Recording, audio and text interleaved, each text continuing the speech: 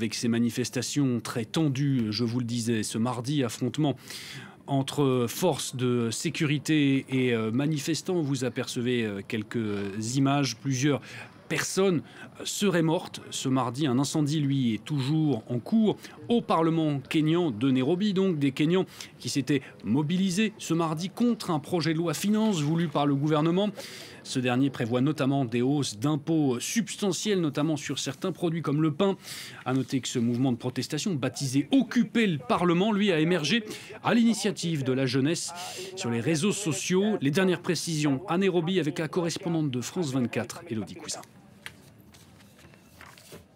C'était le troisième jour, il y a eu 2 manifestations la semaine dernière et aujourd'hui, il avait en parallèle une grève générale qui était aussi organisée pour permettre au plus grand nombre de se rendre à Nairobi, mais également dans toutes les grandes villes du Kenya.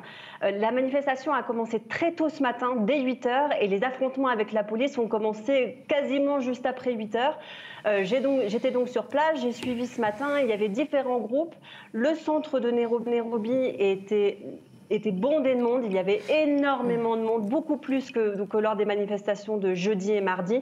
Et petit à petit, eh bien, face aux policiers qui tiraient des gaz lacrymogènes, qui visaient les manifestants avec des canons à eau, eh bien, les gens ont commencé à prendre des pierres, à tirer sur les policiers. Des échanges se sont faits de plus en plus.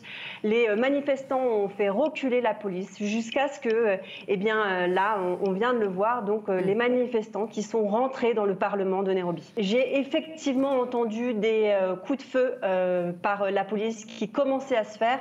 En règle générale, la police escalade dans la manière de répondre aux manifestants. Elle commence par les gaz lacrymogènes, ensuite avec les canons à eau, puis les balles en caoutchouc et finalement, là, visiblement, quand les manifestants se sont rapprochés du Parlement, ont tenté de rentrer, ils ont commencé à tirer sur les gens. Moi, je n'ai pu l'entendre que de assez loin, mais je confirme qu'il y a bien eu des tirs de la police.